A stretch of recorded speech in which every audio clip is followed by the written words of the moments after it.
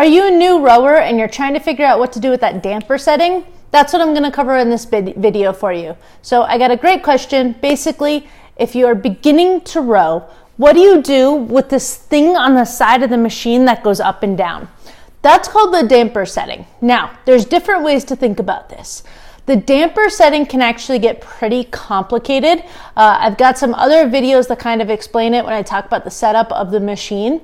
But in simple terms for the damper setting, you want to think of it as it feels like it's changing your resistance, but it's not actually changing the resistance. It's basically what's happening is air is coming into this wheel, into the flywheel, and it's changing how much or how little airflow is going through. So if you've ridden a bike and you've tried to kind of go uphill, you're going to change your gears so that your gear is really, really low, so it feels like it's easier to go up the hill. And then when you're just bike riding, you might have your gears up higher, which will make it feel, so you're not just going around and around, it'll make it feel like it's a little bit more comfortable going around. That's essentially what happens with this damper setting. So with the damper setting going up and down, you're changing what it feels like. So typically 1 to 2 is like when you're on the water, you're basically like rowing on nothing. So it's really simple, almost like a bike gear is on level 1, like it just goes. Then if you go 3 to 5, that's what a lot of rowers will keep that damper setting on. And that's like rowing on a nice shell, a nice boat that's made for racing. When you go into the higher numbers, 6 to 10, it feels rougher. It's like rowing in a really, really heavy wooden boat almost. So for beginners for the rowing machine, there's 2 different ways that you could go about this. I usually recommend people starting at about 3 to 5. And every machine, it's really going to change a little bit. It depends on how clean your machine is, dust, buildup, things like that, the temperature. Like I said, it can get pretty complicated. But essentially what you want to try and do is, I would say, start with 3 to 5. And if when you're rowing, also I'm rowing in just socks right now. So I wouldn't recommend rowing in socks. Try and have some shoes on, and I've got a video on that too.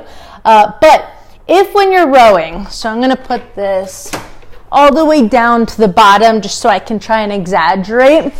If when I'm rowing, you see how the chain has a lot of movement when I do that? How it's going up and down.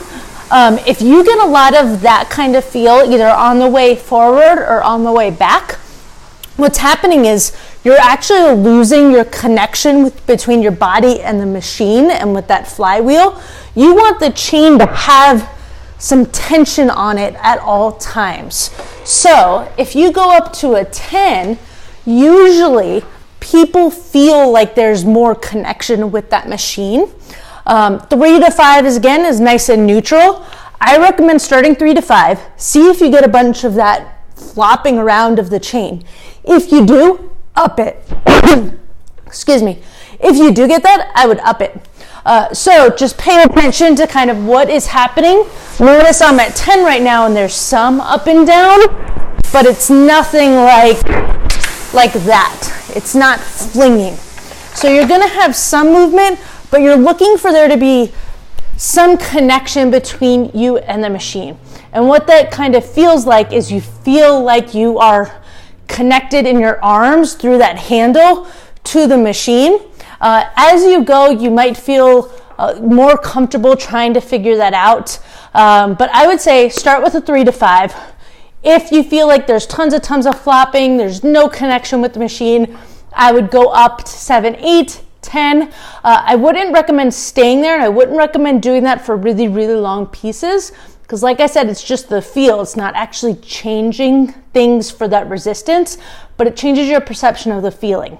So oftentimes beginners feel like they can get more connection with the machine when it's at a higher number, and that's okay. And then as you get control with the form and you get control with that going forward, you can decrease it and see how that feels. But it's really about comfort. It's about what feels good to you. And that's a little bit about the damper setting. Please let me know if you've got any questions. My name is Amanda Painter. I'm the Rowing Doc, and I hope you guys have a great day.